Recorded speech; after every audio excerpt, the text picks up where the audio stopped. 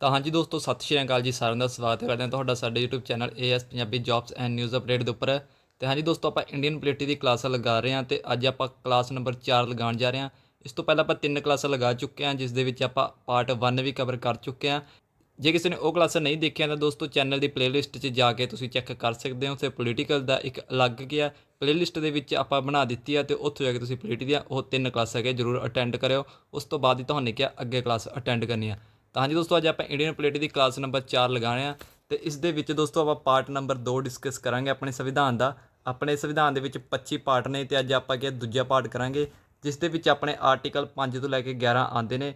ਤੇ ਇਸ ਪਾਰਟ ਦਾ ਨਾਮ ਦੋਸਤੋ ਸਿਟੀਜ਼ਨਸ਼ਿਪ ਆ। ਇਹ ਤੁਹਾਨੂੰ ਕਿ ਯਾਦ ਰੱਖਣਾ, ਯਾਨੀ ਕਿ ਇਸ ਦਾ ਨਾਮ ਹੈਗਾ ਨਾਗਰਿਕਤਾ। ਨਾਗਰਿਕਤਾ ਆਪਣੇ ਦੂਜੇ ਪਾਰਟ ਦਾ ਨਾਮ ਹੈ, ਇਹ ਵੀ ਤੁਹਾਨੂੰ ਕਿ ਯਾਦ ਰੱਖਣਾ। ਤੁਹਾਨੂੰ ਪੁੱਛ ਸਕਦੇ ਨੇ ਕਿ ਆਪਣੇ ਦੂਜੇ ਪਾਰਟ ਦਾ ਨਾਮ ਕੀ ਹੈ, ਤਾਂ ਤੁਸੀਂ ਸਿਟੀਜ਼ਨਸ਼ਿਪ ਜਾਣੀ ਕਿ ਨਾਗਰਿਕਤਾ ਯਾਦ ਰੱਖਣਾ।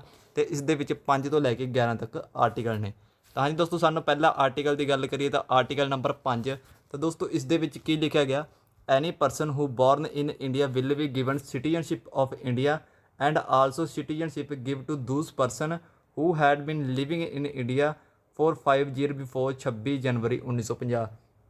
ਤਾਂ ਹਾਂਜੀ ਦੋਸਤੋ, ਪੰਜਾਬੀ ਦੇ ਵਿੱਚ ਦੱਸ ਦੇਣਾ ਕਿ ਆਰਟੀਕਲ ਨੰਬਰ 5 ਦੇ ਵਿੱਚ ਦੱਸਿਆ ਗਿਆ ਕਿ ਜਿਹੜਾ ਬੰਦਾ ਇੰਡੀਆ ਦੇ ਵਿੱਚ ਜੰਮਦਾ, ਇੰਡੀਆ ਦੇ ਵਿੱਚ ਜਿਸ ਦਾ ਜਨਮ ਹੁੰਦਾ, ਉਸ ਨੂੰ ਇੰਡੀਆ ਦੀ ਸਿਟੀਜ਼ਨਸ਼ਿਪ ਦਿੱਤੀ ਜਾਊਗੀ।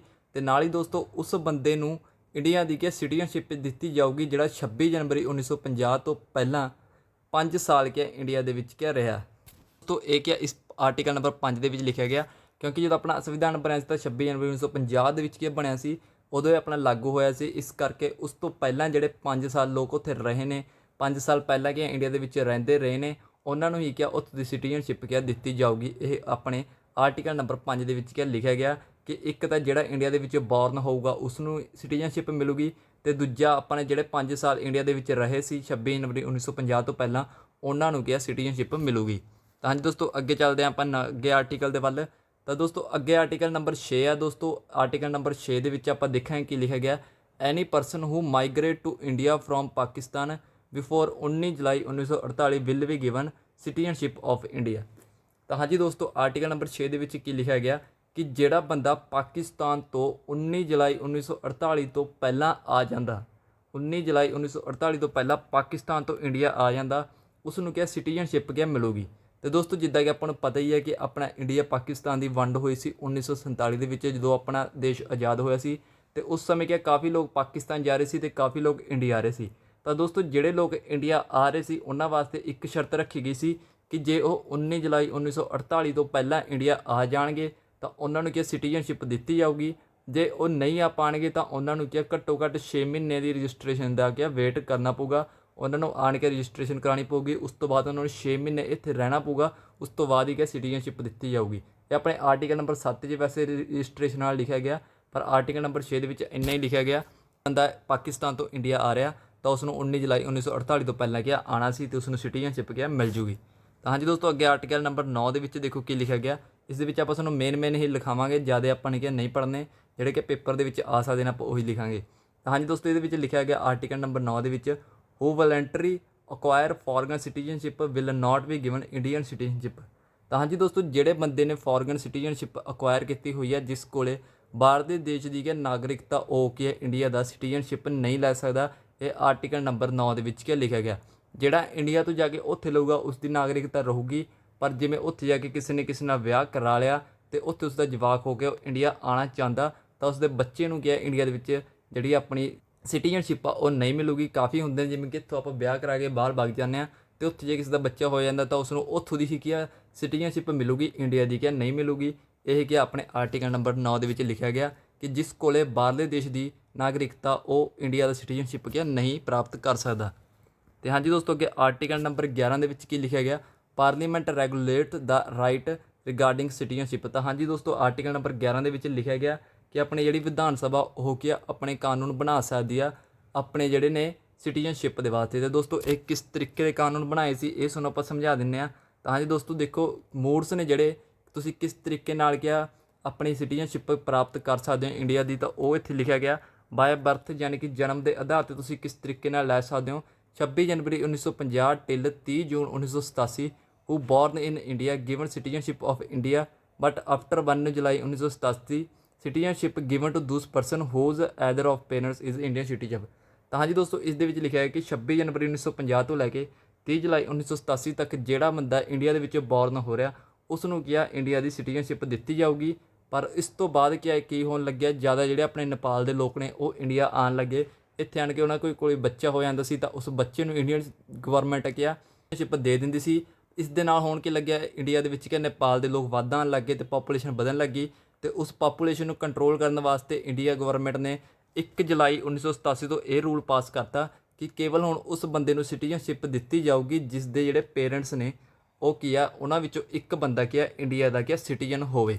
ਇਹ ਬਾਈ ਬਰਥ ਰੂਲ ਦੇ ਵਿੱਚ ਲਿਖਿਆ ਗਿਆ। ਇਹ ਤੁਸੀਂ ਜ਼ਰੂਰ ਯਾਦ ਰੱਖਣਾ। ਅਤੇ ਹਾਂਜੀ ਦੋਸਤੋ, ਅੱਗੇ ਬਾਈ ਡੀਸੈਂਟ ਦੇ ਵਿੱਚ ਕੀ ਲਿਖਿਆ ਗਿਆ, ਯਾਨੀ ਕਿ ਖੂਨ ਦੇ ਰਿਸ਼ਤੇ ਦੇ ਬਾਰੇ ਇਹ ਦੱਸਿਆ ਗਿਆ ਕਿ ਜਿਸ ਦਾ ਖੂਨ ਨਾਲ ਰਿਸ਼ਤਾ ਉਹਨੂੰ ਕਿਸ ਤਰੀਕੇ ਨਾਲ ਸਿਟੀਜ਼ਨਸ਼ਿਪ ਮਿਲੂਗੀ। ਤਾਂ ਹਾਂਜੀ ਦੋਸਤੋ, ਇਸ ਦੇ ਵਿੱਚ ਲਿਖਿਆ ਗਿਆ before 1992 citizenship given to those person whose father was Indian but after 1992 instead of father either of parent was added। ਤਾਂ ਹਾਂਜੀ ਦੋਸਤੋ, ਇਸ ਦੇ ਵਿੱਚ ਕੀ ਲਿਖਿਆ ਗਿਆ ਕਿ ਜਿਹੜਾ ਬੰਦਾ 1992 ਤੋਂ ਪਹਿਲਾਂ ਉਸ ਬੰਦੇ ਨੂੰ ਸਿਟੀਜ਼ਨਸ਼ਿਪ ਦਿੱਤੀ ਜਾਂਦੀ ਸੀ ਜਿਸ ਦੇ ਪਿਤਾ ਮਤਲਬ ਕੀ ਨੇ ਇੰਡੀਆ ਦੇ ਨਾਗਰਿਕ ਨੇ। ਜਿਹੜੇ 1992 ਤੋਂ ਪਹਿਲਾਂ ਤੁਸੀਂ ਜਿਹੜੇ ਬੋਰਨ ਹੋਏ ਹੋ ਤਾਂ ਉਸ ਦੇ ਵਿੱਚ ਉਹ ਬੱਚਿਆਂ ਨੂੰ ਹੀ ਸਿਟੀਜ਼ਨਸ਼ਿਪ ਦਿੱਤੀ ਗਈ ਹੈ ਤੁਹਾਨੂੰ ਤੁਹਾਡੇ ਪਿਤਾ ਕਰਕੇ, ਕਿਉਂਕਿ ਤੁਹਾਡੇ ਜਿਹੜੇ ਪਿਤਾ ਨੇ ਉਹ ਇੰਡੀਅਨ ਸੀ। ਜੇ ਤੁਹਾਡੇ ਪਿਤਾ ਇੰਡੀਅਨ ਨਾ ਹੁੰਦੇ ਤਾਂ ਤੁਹਾਨੂੰ 1992 ਤੋਂ ਜਿਹੜੇ ਪਹਿਲਾਂ ਨੇ ਉਹਨਾਂ ਦੀ ਗੱਲ ਆ, ਉਹਨਾਂ ਨੂੰ ਸਿਟੀਜ਼ਨਸ਼ਿਪ ਨਹੀਂ ਮਿਲਣੀ ਸੀ। ਪਰ ਦੋਸਤੋ 1992 ਤੋਂ ਬਾਅਦ ਜਿਹੜੇ ਬੋਰਨ ਹੋਏ ਨੇ ਉਹਨਾਂ ਵਾਸਤੇ ਨਵਾਂ ਰੂਲ ਆ ਗਿਆ ਸੀ ਕਿ instant of father either of parent was added. ਹਾਂਜੀ ਦੋਸਤੋ, ਉਸ ਤੋਂ ਬਾਅਦ ਗਵਰਨਮੈਂਟ ਨੇ ਕੀ ਕਿਹਾ ਕਿ ਜ਼ਰੂਰੀ ਨਹੀਂ ਕਿ ਕੇਵਲ ਪਿਤਾ, ਕਿਸੇ ਦੀ ਮਾਤਾ ਜੇ ਇੰਡੀਅਨ ਆ ਤੇ ਉਸਦਾ ਪਿਤਾ ਵੀ ਇੰਡੀਅਨ ਆ ਤਾਂ ਉਸ ਨੂੰ ਵੀ ਤਾਂ ਮਿਲੂਗੀ।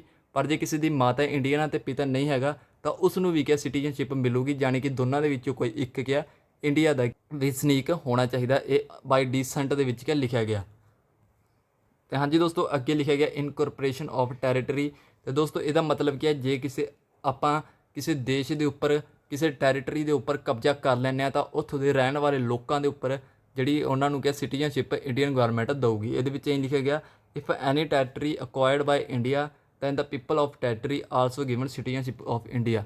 ਯਾਨੀ ਕਿ ਜੇ ਤੁਸੀਂ ਆਪਣਾ ਭਾਰਤ ਕੱਲ੍ਹ ਨੂੰ ਕਿਸੇ ਦੇਸ਼ ਦੇ ਉੱਪਰ ਕਬਜ਼ਾ ਕਰ ਲੈਂਦਾ ਤਾਂ ਉਸ ਦੇਸ਼ ਦੀ ਜਿਹੜੀ ਪਾਪੂਲੇਸ਼ਨ ਆ ਉਹ ਇੰਡੀਅਨ ਪਾਪੂਲੇਸ਼ਨ ਦੇ ਵਿੱਚ ਕਾਊਂਟ ਕੀਤੀ ਜਾਊਗੀ, ਉਹਨਾਂ ਨੂੰ ਇੰਡੀਅਨ ਸਿਟੀਜ਼ਨਸ਼ਿਪ ਦਿੱਤੀ ਜਾਊਗੀ।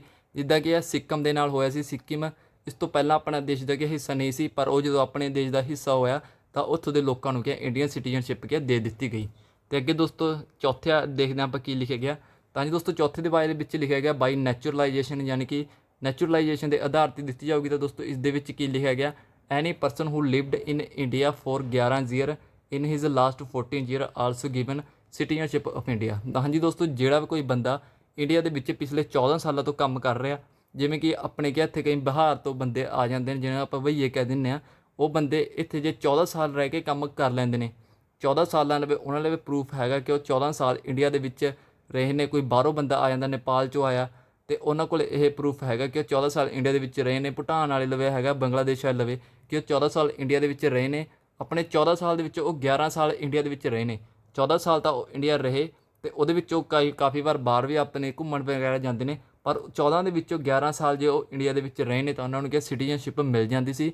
ਬਟ ਜਿਹੜਾ 2019 ਦੇ ਵਿੱਚ ਆਪਣਾ CAA, ਤੁਹਾਨੂੰ ਸਾਰਿਆਂ ਨੇ ਸੁਣਿਆ ਹੋਣਾ, CAA ਸਿਟੀਜ਼ਨਸ਼ਿਪ ਅਮੈਂਡਮੈਂਟ ਐਕਟ, ਇਸ ਦੇ ਉੱਪਰ ਬਹੁਤ ਜ਼ਿਆਦਾ ਵਿਵਾਦ ਵੀ ਹੋਇਆ ਸੀ। ਤਾਂ ਇਸ ਦੇ ਵਿੱਚ ਦੋਸਤੋ ਕੀ ਕੀਤਾ ਗਿਆ ਸੀ, ਜਿਹੜੀ ਆਪਣੀ 11 ਸਾਲ ਦੀ ਜਗ੍ਹਾ 'ਤੇ ਕੇਵਲ 5 ਸਾਲ ਐਡ ਕਰ ਦਿੱਤੇ ਗਏ ਸੀ। ਯਾਨੀ ਕਿ ਜਿਹੜਾ ਬੰਦਾ ਆਪਣੇ ਪਿਛਲੇ 14 ਸਾਲਾਂ ਤੋਂ 5 ਸਾਲ ਇੰਡੀਆ ਦੇ ਵਿੱਚ ਰਹਿ ਰਿਹਾ ਉਸ ਨੂੰ ਵੀ ਸਿਟੀਜ਼ਨਸ਼ਿਪ ਦਿੱਤੀ ਜਾਊਗੀ। ਇਸ ਦੇ ਉੱਪਰ ਬਵਾਲ ਇਸ ਕਰਕੇ ਛਿੜਿਆ ਸੀ ਕਿਉਂਕਿ ਲੋਕ ਕਹਿ ਰਹੇ ਸੀ ਕਿ ਇਸ ਦਾ ਪਾਪੂਲੇਸ਼ਨ ਬਹੁਤ ਵੱਧ ਜਾਣੀ ਹੈ, ਲੋਕ ਬਾਹਰੋਂ ਆ ਰਹੇ ਨੇ ਅਤੇ ਹੋਰ ਜ਼ਿਆਦਾ ਕਿ ਇੱਥੇ ਰਹਿਣਗੇ 5 ਸਾਲ ਬਾਅਦ, ਆਪਾਂ ਉਹਨਾਂ ਨੂੰ ਸਿਟੀਜ਼ਨਸ਼ਿਪ ਨਹੀਂ ਦੇ ਸਕਦੇ।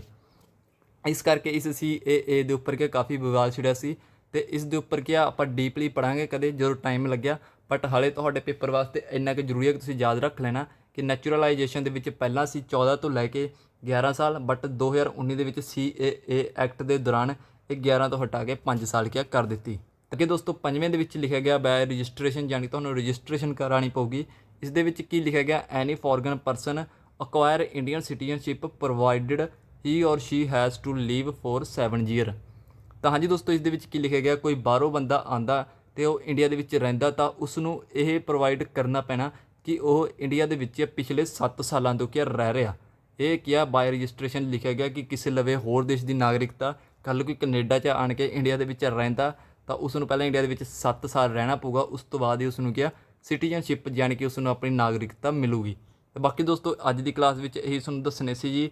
ਇਹ ਆਪਣੀ ਸਿਟੀਜ਼ਨਸ਼ਿਪ ਦੇ ਕੀ ਰੂਲ ਨੇ, ਇਹਨਾਂ ਨੂੰ ਚੰਗੀ ਤਰ੍ਹਾਂ ਯਾਦ ਕਰ ਲਿਓ ਅਤੇ ਕਿਸ ਤਰੀਕੇ ਨਾਲ ਸਿਟੀਜ਼ਨਸ਼ਿਪ ਮਿਲਦੀ ਹੈ ਇਸ ਦੇ ਬਾਰੇ ਤੁਹਾਨੂੰ ਪ੍ਰਸ਼ਨ ਪੁੱਛੇ ਜਾਣਗੇ।